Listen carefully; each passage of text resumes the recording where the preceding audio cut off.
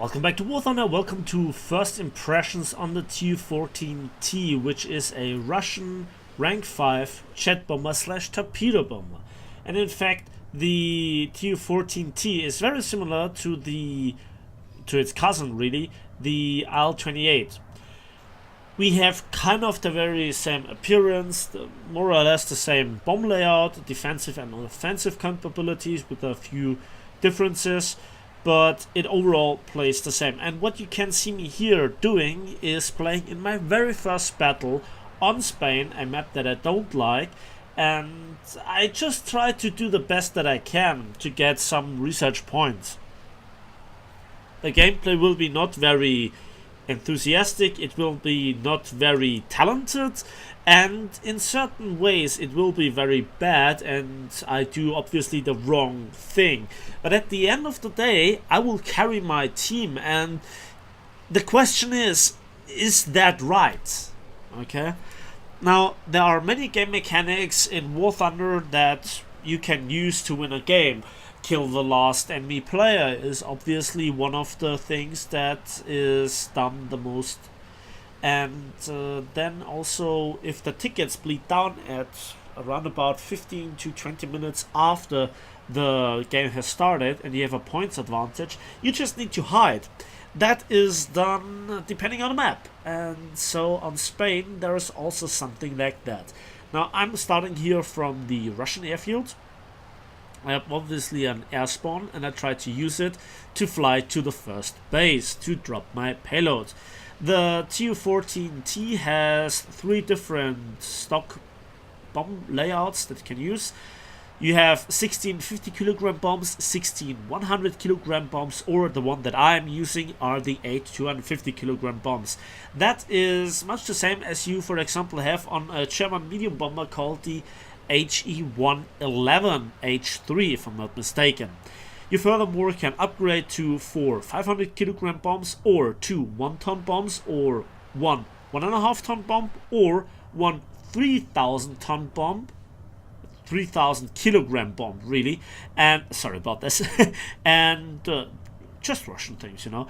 And one single torpedo, which is the 4536 MAN, which is basically the very same that you can carry on the IL-4. The bad thing about this torpedo is that it has a drop speed of maximum 378 kilometers an hour.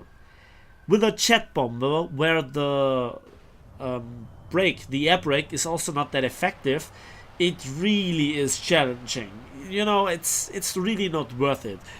I think even bomb skipping might be more effective.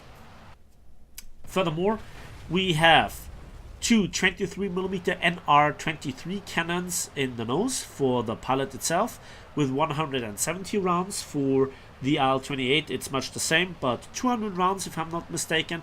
And furthermore, we have a very prominent back turret gunner, which also has 2 23mm NR-23 cannons with 700 rounds, and that is significantly more than the 450 rounds on the Il-28. The firing arcs seem to be not that impressive as on the Il-28, at least when I remember it. Now, the plane overall is so similar to the Il-28 that, again, first impressions is not really, you know, correct, to be honest. It's the very first battle that I play in this plane. However, we will see how it turns out. So there are AI bombers, B-29s, and I want to attack them. Now, 2 things. First of all, they are a game objective, alright? However, they are not profiting my team too much. At least you might think. And yet I attack them. First of all, I try to shoot them down with my offensive armament, but then I also try to get them in a position to get myself in front of them so I can attack them with my rear gunner. Because the rear gunner, after having fired those 700 shots, remember, for me everything is stock belt, stock guns, everything. I try my best then to also let him reload and to attack the bombers with a fresh belt, so to speak. A few hits on the B-29, but nothing too impressive. I still have to get used to the lead. However, those 23mm are relatively reliable. Every Tu-4 pilot really knows what I'm talking about. So let's put the AL-28 and, in this case, the Tu-14T in perspective. They have a decent bomb load, are reasonably fast for a jet bomber. However, every other nation has some sort of a special flavor to their jet bombers. The Americans and the British have their Canberras or their B-57s, and the second version is always the armed one. Same goes for the German ones, with the Arado, the first one being at 6.7, the second one at 7.0, which is a complete bully, but their bomb loads are not that impressive. We furthermore have the Japanese with their 3 R2Y2 variants with 4 30mm cannons in the nose and no defensive gunner and just an 800 kilogram bomb. So they are the other extreme. Now the AL-28 and the Tu-14T are the only jet bombers so far that have defensive gunners at all.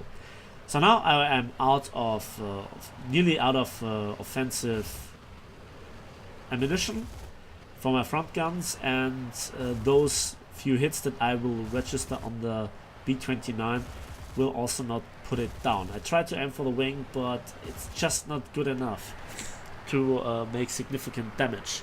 So here I'm out. The fire rate is really impressive. The shell density is surprisingly high for the caliber of the cannons. The B-29s now drop their payload and they try to turn away. I'm in the defensive fire of the B-29 and I just can't get the guns to work on this guy. So there it becomes really obvious that your firing angles are not the same as on the AL-28 as far as I remember. So I turn around and let's see what happens. So the AL-28 and the Tu-14T in this respect are very infamous at 8.0 for shooting down a lot of players that try to get an easy frag on a bomber. And then there is their bomb load. It's not like extremely high, but it gets the job done, and I think that's the important thing here. They are sometimes also used in tank RB for shooting down or for cleaning up a capstone or an area with the 3-ton bomb. I mean, that's a big bomb, really. I see the Canberra here in the background, but he's so far away. I don't think he is really interested in on me. I think he is going for some targets. He saw it clan, whatever.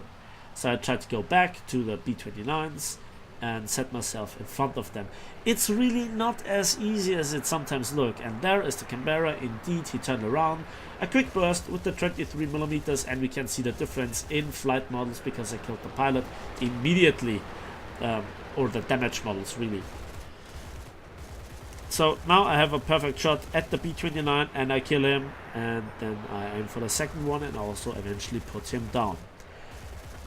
So again, the gameplay that you can see is not really exciting. I'm more or less playing PvE here, except for that one player that gifted me his plane.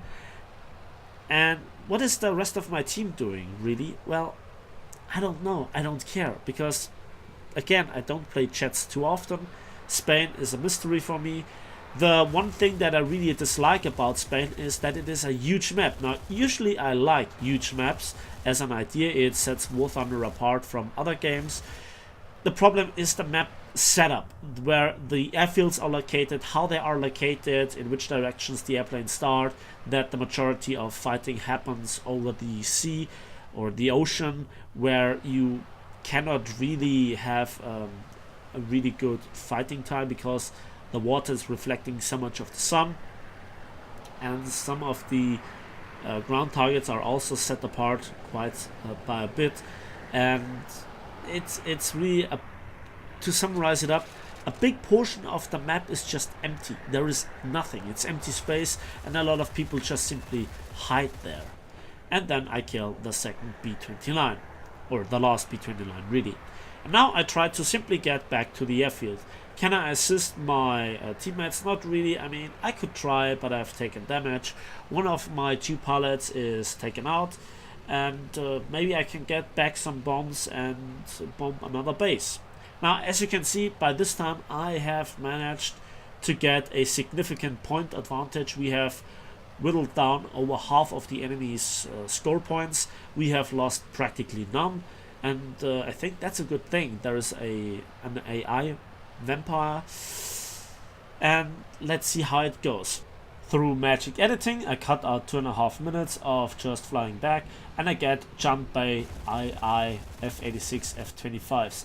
I get a critical hit on one of them, on the elevator, and well, this is just a very reliable thing when it comes to the 23mm. I always tend to get hits. I don't know, they feel like magic. You always give a short burst and you tend to hit what you're aiming at, regardless of the conversions that your guns are set to. So I tried to land here, but again, this plane is not that easy, and this is not that easy to decelerate. So you can see here the air brake has nearly no effect. In fact, I accelerate by just dropping gently the altitude, and then I think to myself, well, landing on the engines should be a thing. So I try it, and I get the kill on the AI. Again, a few minutes later, after I repaired and started with a fresh load of bombs, I just tried to get into the combat zone again, but then an F-86F again appears, and I just turn around, go back, try to hide within the cover of my airfield, but also present him my defensive gunner, where I have a much easier time to hit him. So the thing is, I carried the team again, but it was not that nice of a carry. This is what many people complain about. I did nothing particularly wrong when it comes to the direct settings of the game. I fulfilled my objectives as a bomber. I attacked and destroyed a bombing point. I went for the AI. I provided our team with a points advantage, which you can still see here, and you can see that the points are ticking down from time to time. And now I think I'm the only one left on my team, if I'm not mistaken, and I'm done fighting this AI. I don't trust those AIs. I'm not quite sure how aggressive they are, if they damage me at all. Again, I haven't played Spain in a very long time, and I was jumped by AIs multiple times before. So again, I try to go back into the cover of the airfield AAA against the AI. I think that's a legitimate tactic, and I try to just simply still climb. I'm not quite sure what I can do right now. I mean, what can you really do in this situation?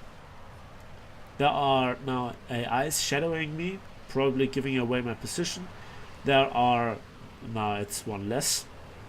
There was even no message that the AI was shot down by the AAA. I try some long range shooting, but you know, bad aim, and a lot of spraying. I hit him, another critical hit, and I get the kill once the AAA finished him off, actually. So the last player who damaged the AI then got the kill. So that's an easy frag. Now I'm actually free to go where I want. There are two different things that I can do right now. Try to climb or try to be very, very low.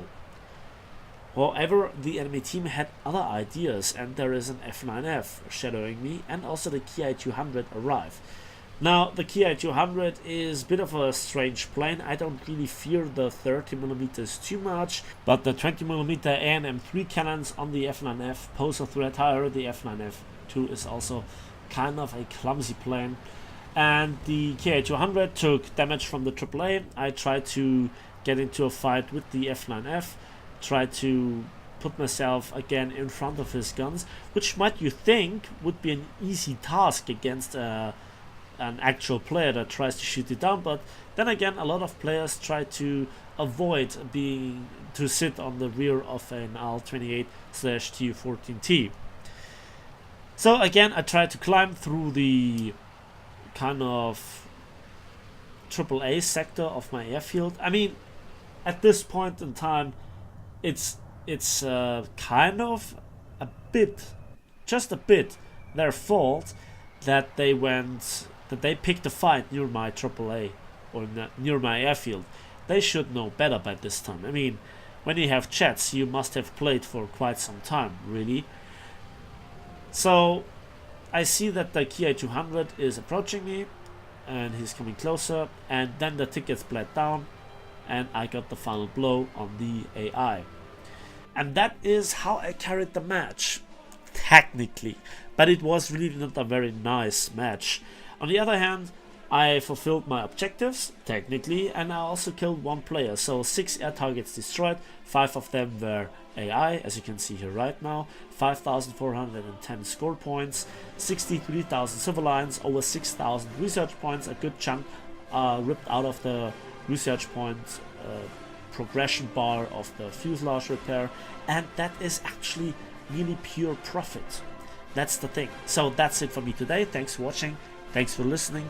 Let me know in the comment section what you think about those Russian jet bombers, or jet bombers at all, about the bomber meta, and if you want to see me doing more jet gameplay, really. And as usual, we will see each other in the skies and on the battlefields of War Thunder.